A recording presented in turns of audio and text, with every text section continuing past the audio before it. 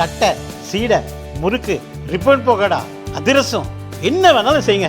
ஒரே ஒரு 5 லிட்டர் இதய மந்த்ரா கடல் எண்ணெய் பேக் ஒரு மாசம் முழுசுக்கும் அத்தனை சமையல் முடிச்சு விடலாம். இதய மந்த்ரா.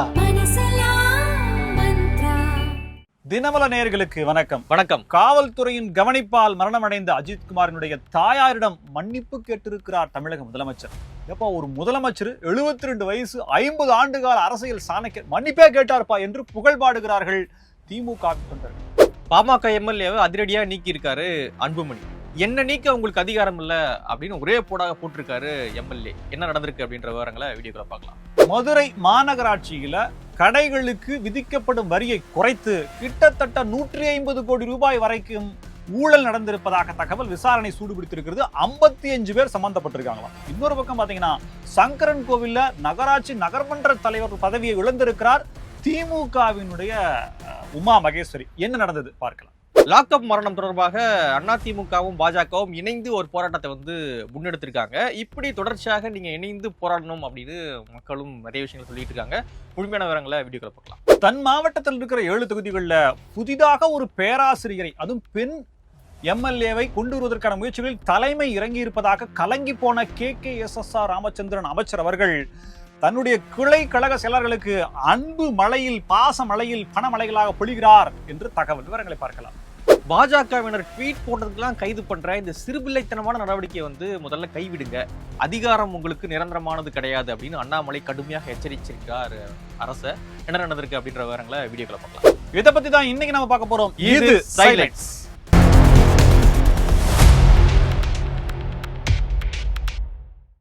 திராவிட மாடல் ஆட்சியில எப்பயுமே எந்த குற்றம் நடந்தாலுமே அவங்க என்ன சொல்லுவாங்கன்னா, குற்றத்துக்கு நடவடிக்கை எடுத்திருக்குமில்ல அப்படிம்பாங்க. அந்த நடவடிக்கையை சிலாகித்து பேசுவாங்க. அஜித்குமார் மரணத்துல குற்றத்தினுடைய தன்மை என்ன, காவல்துறை நடந்து கொண்ட விதம், எந்த இடத்துலயாவது விதிமுறைகள் பின்பற்றப்பட்டிருக்கிறதா அப்படின்ற பல கேள்விகள் இருக்கு. தனிப்படை விசாரிக்கிற அளவுக்கு இதுல என்னப்பா அப்படின்ற கேள்விகள் இருக்கு. நிறைய நபர்கள் புகார் கொடுத்தது யாரு, அவங்க கிட்ட விசாரிச்சிங்களான்ற மாதிரி அடுத்த கட்ட லெவலுக்கும் போயிட்டாங்க. இதெல்லாம் நடக்கும்போது என்னப்பா 72 வயசு 50 ஆண்டு கால அரசியல் சாணக்கியர் ஒரு சாதாரண பெண்மணி கிட்ட, தன்னுடைய மகனை இழந்த பெண்மணி கிட்ட மன்னிப்பு கேட்டிருக்காரியா அப்படின்னு சொல்லி ரொம்ப சிலாகித்து எக்ஸ் வலைதளத்துல பதிவுகளை போடுறாங்க திமுகவினுடைய உடன்பிறப்புகள். இது எப்படி நீங்க இந்த விஷயத்தை பார்க்கறீங்க? ஒரு காவல்துறையில் இருக்கக்கூடிய ஒரு அதிகாரி, ஒரு அலுவலர் செய்த, அதாவது என்ன சொல்றாங்க, கடைநிலை ஊழியர் செய்த தவறுக்கு மாநிலத்தினுடைய முதலமைச்சர் எப்படி பொறுப்பேற்கலாம்? இது முதல்ல சரியா? தன் வசம் இருக்கக்கூடிய அந்த அமைச்சரை, அந்த துறையை சரியாக நிர்வகிக்காத, குறிப்பிட்ட நபர்களுக்கு சரியான அதிகாரம் கொடுக்காத இந்த சம்பவத்துல என்ன நடந்திருக்கு அப்படின்றத இன்னைக்கு வரைக்கும் வெளியிலேயே வராம பாத்துக்கிறீங்களே, இதெல்லாம் சரியா? ஒரு முதலமைச்சர் மன்னிப்பு கேட்டாருங்கிறதுக்காக மீண்டும் அப்படியே ரொம்ப சிலாகித்து வேற லெவல், என்னப்பா மன்னிப்பு கேட்டாருப்பா, இந்த மாதிரி யாரும் முதலமைச்சர் இருக்க முடியுமா, இந்தியாவிலே இந்த மாதிரி முதலமைச்சரே கிடையாதுன்னு சொல்லி மறுபடியும் புகழ்பாட ஆரம்பிச்சிட்டாங்க. மறுபடியும் டேக் டைவர்ஷன் என்று சென்று கொண்டிருக்கிறது அஜித்குமார் மரணம். பாமகவிலிருந்து எம்எல்ஏ அருள் அவர்கள் நீக்கப்பட்டிருக்காரு அன்புமணி அவர்களால. என்ன அப்படி சொல்றாங்க அப்படின்னு பாத்தீங்கன்னா, கட்சி கட்டுப்பாட்டை மீறி செயல்படுறாரு. கட்சியினுடைய தலைமைக்கு, அதாவது அன்புமணி ஆகிய எனக்கு எதிராக அருள் அவர்கள் செயல்பட்டுக்கிட்டு இருக்காரு. ராமதாஸ் அவர்களோடு நின்று கொண்டு என்னை விமர்சிக்கிறார். இது சரியான ஒரு போக்கு கிடையாது. அதனால கட்சியிலிருந்து இன்று முதல் அவர் நீக்கப்படுகிறார் அப்படின்னு சொல்லிட்டு அன்புமணி அவர்கள் அருள் எம்எல்ஏ அவர்களை நீக்கி இருக்காரு. என்னடா இது, ஒரு எம்எல்ஏவை கட்சியில் நீக்கிட்டாங்களே அப்படின்னு ஒரு மாதிரி பரபரப்பா போயிட்டு இருக்கும் பொழுது, மக்களிடையே இல்ல பாமக கட்சிக்காரங்கிட்ட ஒரு பரபரப்பா போயிட்டு இருக்கு. உடனே அருள் அவர்கள் அதுக்கு பதிலடி கொடுக்குறாரு. என்னங்க, என்னை நீக்கக்கூடிய அதிகாரம் செயல் தலைவரான அன்புமணி ராமதாஸுக்கு கிடையாது. என்னை நீக்கக்கூடிய அதிகாரம் யாருக்கு இருக்கு? தலைவராக, நிறுவனராக இருக்கக்கூடிய ராமதாஸ் அவர்களுக்கு தான் இருக்கு அப்படின்னு அருள் ஒரே போடாக போட்டிருக்காரு. இந்த தந்தை மகன் பிரச்சனை இன்னும் முடியாம அப்படியே ஜவ்வு மாதிரி இழுத்து கொண்டே போயிட்டு இருக்கு. ரீசெண்டாக சேலம் மாவட்டத்துல பொதுக்குழு செயற்குழுலாம் நடத்தியிருந்தாங்க அன்புமணி அவர்களுடைய தலைமையில. அப்பொழுதுதான் அருள் எம்எல்ஏ அவர்கள் உடல்நிலை சரியில்லை அப்படின்னு சொல்லிட்டு போய் மருத்துவமனையில அட்மிட் ஆகியிருந்தாரு. ஆனா அதுக்கடுத்து நடந்த கூட்டத்துல, அதாவது ராமதாஸ் அவர்கள் நடத்திய கூட்டத்துல அருள் அவர்கள் கலந்துக்கிட்டாரு. ஸோ இதெல்லாம் வச்சு பார்த்து அன்புமணி அவர்கள் இவர் நம்ம பக்கம் இல்லை, அதனால இவர் நீக்கி விட்டுரும் கட்சியில இருந்து அப்படின்னு பிளான் பண்ணி நீக்கிட்டாரு. அதனால சேலம் மாவட்டத்துல பாமகவுக்கு ஒரு இழப்பு ஏற்படும் அப்படின்னு சொல்லப்படுது. ஆனா இவங்க மோதல் இப்படியே போயிட்டு இருந்ததுன்னா சேலம் மாவட்டத்துல மட்டும் கிடையாது, ஒட்டுமொத்த வட மாவட்டங்களிலுமே பாமக வலுவிழக்கும் அப்படின்னு சொல்றாங்க. இவங்க அதை புரிஞ்சுப்பாங்களா, புரிஞ்சிக்காம இருக்காங்களா, என்ன பண்றாங்க அப்படின்றத நம்ம வெயிட் பண்ணி பார்க்கலாம். இந்த விஷயத்துக்கு ஒரே ஒரு தகவல் தான். அதாவது வாரம் ஒருக்கா இல்லைன்னா வாரத்துக்கு 2 தடவை இவர் நீக்கம், என்னை எதிர்த்து பேசிய, தலைவரை வந்து விமர்சித்து பேசிய, கட்சியின் கட்டுப்பாட்டில் மீறிய டெம்ப்ளேட் இருக்கு இல்லையா, கட்சியின் அடிப்படை உறுப்பினர் உள்ளிட்ட அனைத்து பொறுப்புகளும் இப்படிலாம் வர்றதுக்கு இவர் என்ன காரணம் சொல்றாரு அப்படின்றத பார்த்தீங்கன்னா, அன்புமணி ராமதாஸ் அவர்கள் ராமதாஸோடு இருக்கிறார், ராமதாஸோடு சேர்ந்து கொண்டு பேசுறாரு. ஐயா நீங்க பேசாம ராமதாஸ் ஐயாவையே நீக்கிட்டீங்கன்னா ஒரு கிளியர் கட்டான பாமக எது அப்படிங்கிறது தெரிஞ்சிடும் அப்படிங்கிறது என்னுடைய ஆலோசனையா கூட நீங்க எடுத்துக்கலாம். மதுரை மாநகராட்சி தங்களை இனிதே வரவேற்கிறது. நீங்க எங்கேயோ பைபாஸ்ல போயிட்டு இருக்கிற மாதிரி போர்டு படிக்கிற மாதிரி நினைச்சுக்காதீங்க. மதுரை மாநகராட்சியில் மொத்தம் 100 வார்டு. இந்த 100 வார்டுலையுமே 2, 3, 4, 5, 6 சேர்த்திக்கலாம்னு வச்சுங்களேன். இந்த வார்டுகளில் பிரதானமான காம்ப்ளெக்ஸ் வணிக வளாகங்கள் நிறைய இருப்பதாக சொல்லப்படுகிறது. இந்த மாதிரியான வணிக வளாகங்களுக்கு 2023, 2024, 2022 சேர்த்துக்கோங்களேன். குறிப்பா சொல்லணும்னா திமுக ஆட்சிக்கு வந்த பிறகு நடைபெற்ற ஊழல் அப்படிங்கிறது இப்போ வெளிச்சத்திற்கு வந்திருக்கிறது. காம்ப்ளெக்ஸ்ல ஊழலா? ஆமா, கிட்டத்தட்ட 150 கோடி ரூபாய் மதிப்பு அப்படின்றது. இதுல யாரெல்லாம் சம்பந்தப்பட்டிருக்காங்கன்னா, திமுகவினுடைய சார்ந்த பெரிய அரசியல் புள்ளிகள், அதாவது மாநகராட்சி அளவில் இருக்கக்கூடியவங்க, மாநகராட்சி அதிகாரிகள், அரசு ஊழியர்கள், அந்த மாநகராட்சி அரசு அலுவலகத்தில் இருக்கக்கூடிய டைப்ரைட்டரு, இன்னும் கம்ப்யூட்டர் கணினி ஆப்ரேட்டர் வரைக்கும் சம்பந்தப்பட்டிருக்காங்க. இது என்ன அப்படின்னா, ஒரு டாக்ஸ் நீங்க ரெடியூஸ் பண்றீங்க, குறைக்கிறீங்க, இல்ல கூட்டுறீங்க அப்படின்னா 2 விஷயம் நடக்கணும். ஒன்னு, நீதிமன்றத்தினுடைய உத்தரவு உங்களுக்கு கிடைச்சிருக்கணும், அதை பொறுத்து நீங்க டாக்ஸை ரீரைட் பண்ணலாம். இல்ல அப்படின்னா மாமன்ற கூட்டத்தில் முடிவு பண்ணி அதன் அடிப்படையில் நீங்க அதை ரீரைட் பண்ணலாம். இது ரெண்டுமே இல்லாம இந்த அரசு அதிகாரிகளுடைய பாஸ்வேர்டை எடுத்துக்கிட்டு அதற்கு மன்ற தலைவர் உதவி பண்ணார்ன்றது சொல்லப்படுது. எடுத்துக்கிட்டு இவங்களாகவே குறிப்பிட்ட ஒரு நிறுவனத்துக்கு வழங்கக்கூடிய அந்த டாக்ஸை வந்து குறைச்சு வாங்கியிருக்காங்க. சரி, இதனுடைய மதிப்பு என்னடான்னு பார்த்தா 150 கோடின்னு சொல்றாங்க. கிட்டத்தட்ட 55 நபர்கள் இதில் சம்பந்தப்பட்டிருக்காங்க. அதிமுகவை சேர்ந்த நகராட்சி உறுப்பினர் ஒருத்தர் நகர்மன்ற கூட்டத்திலே கம்ப்ளைண்ட் பண்றாரு, கமிஷனர்ல கம்ப்ளைண்ட் பண்றாரு. கமிஷனர் இதை விசாரணைக்காக தனி குழு அமைக்கிறார். விசாரணை கொஞ்சமா போயிட்டு இருக்கும்போது இது என்னப்பா எல்லாத்தையும் தோண்டி எடுத்துருவாங்க போல அப்படியே டம்ப் பண்ணி அடிக்கிறாங்க. இப்ப மீண்டும் அந்த பிரச்சனை சூடு பிடிச்சிருக்கு. கிட்டத்தட்ட ஒரு 13 பேர் அளவிற்கு பணியிடை நீக்கம் அப்படிங்கிறதும் பண்ணப்பட்டாலுமே, ரவி அப்படின்ற ஒருத்தர் அவர் கம்ப்யூட்டர் ஆபரேட்டரா இருக்காரு, இவரை வந்து பணியிட மாற்றம் அப்படின்றத பண்ணிடுறாங்க. இதுல இன்னொரு பியூட்டி என்னன்னா, இவருடைய மனைவி அங்க இருக்கக்கூடிய மேயருக்கு பர்சனல் செக்ரட்டரியா இருக்கார். இது எப்படி கோவாலு சரியா வருன்ற மாதிரிலாம் பல கேள்விகளை கேட்கறாங்க. இது ஒரு மாதிரியா போயிட்டு இருக்கு. இது பிரச்சனை விஸ்வரூபம் எடுத்துச்சு அப்படின்னா தேர்தல் நேரத்துல திமுகவுக்கு மிகப்பெரிய பின்னடைவாக இருக்குமோ அப்படின்ற மாதிரியான ஒரு பார்வை விஷன் அவங்க வச்சிருக்காங்கோ.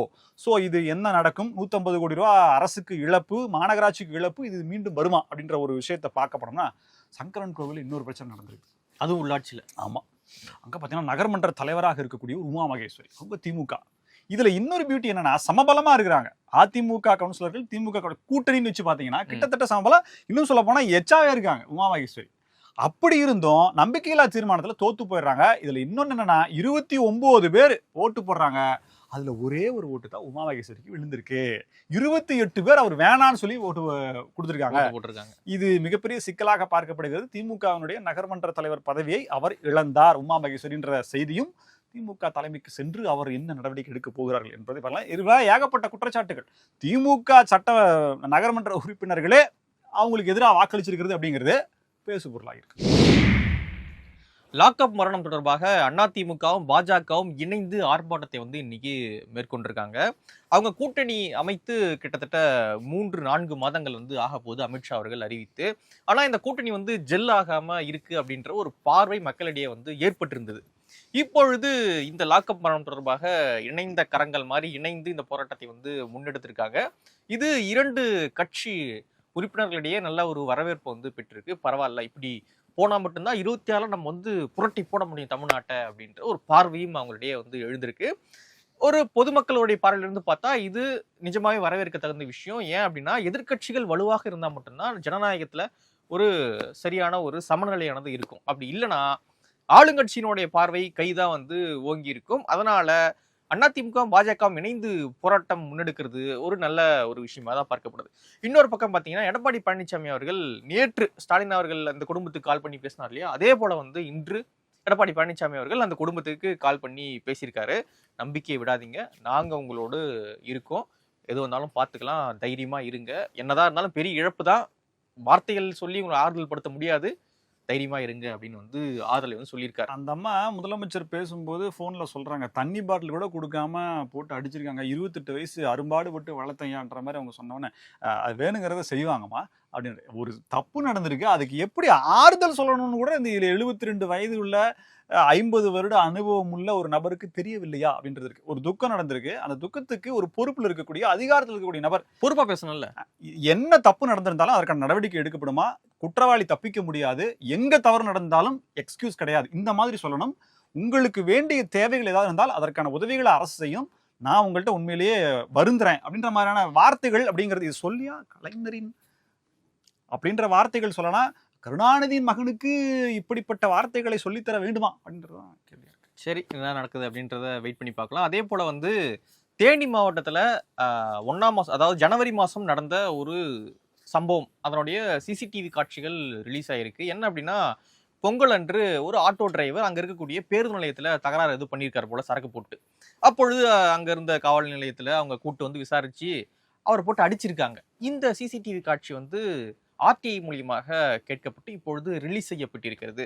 என்னடா இது, இப்பொழுதுதான் வந்து ஒரு லாக்அப் டெத் நடந்திருக்கு, திடீர்னு இந்த மாதிரியான ஒரு சம்பவம் நடந்த ஒரு சிசிடிவியுமே ரிலீஸ் ஆகுது அப்படின்ற ஒரு பேசுபொருளும் சமூகத்துல வந்து ஏற்பட்டிருக்கு. இந்த காவல்துறை யார் தாங்க கட்டுப்படுத்துறது அப்படின்ற மனக்குமுறலும் மக்களிடையே வந்து பெரிய அளவுல ஏற்பட்டிருக்கு. யார் கட்டுப்படுத்த போறாங்க அப்படின்றத இந்த அளவிற்கு அழுத்தம் எங்கிருந்து வந்தது?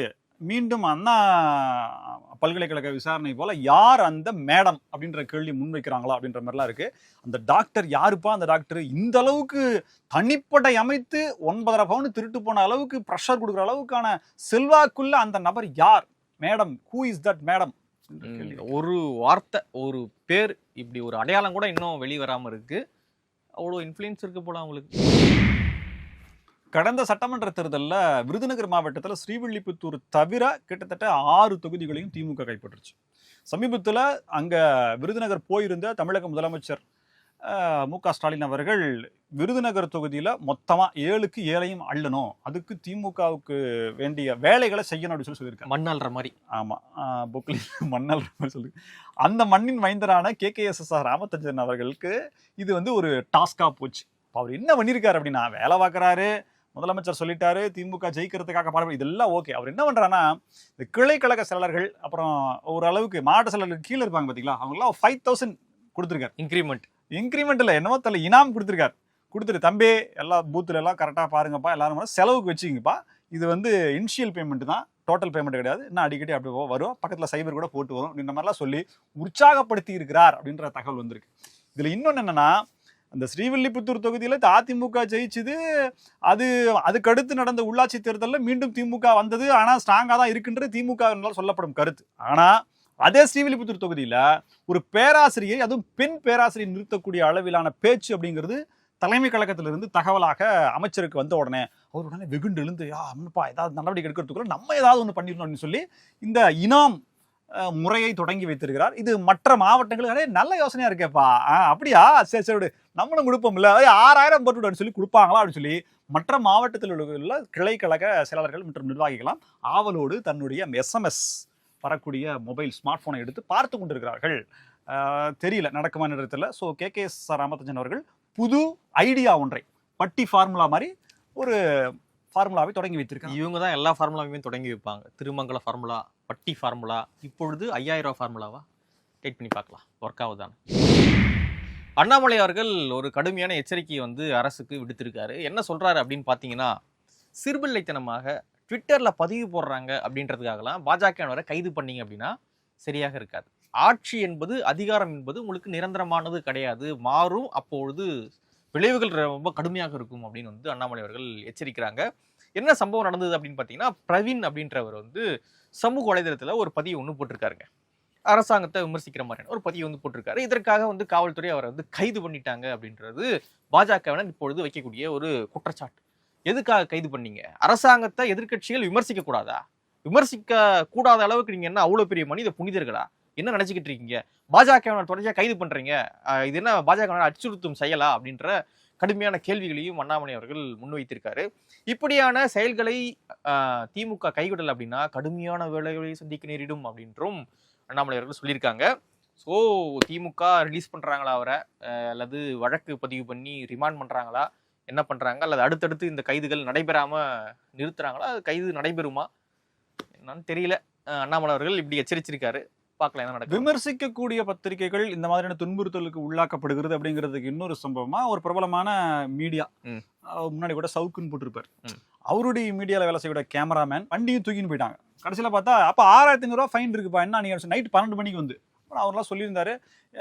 போலீஸ் கஸ்டடியில ஒருத்தர் அடித்து கொலை செய்யப்படுகிறாரு, இன்னும் பல குற்ற சம்பவங்கள் நடக்குது, இதையெல்லாம் பாக்குறதுக்கு உங்களுக்கு நேரம் காலம் இருக்குது, இருந்தாலும் பாக்குறீங்க. பட் இருந்தாலும் இதை போய் இந்த விஷயத்த பாக்கலாம், பணமும் கட்டியாச்சு, வண்டியை கொடுங்கன்னா கொடுக்க மாட்டேங்கிறாங்க. 15 நாள் எவ்வளவு அடக்குமுறைகள் அப்படின்னு. ஏன்னா அவர் யாரை பத்தி பேசுறார், என்ன பேசுறார் அப்படின்றத அங்க பேசப்படல இருக்கு.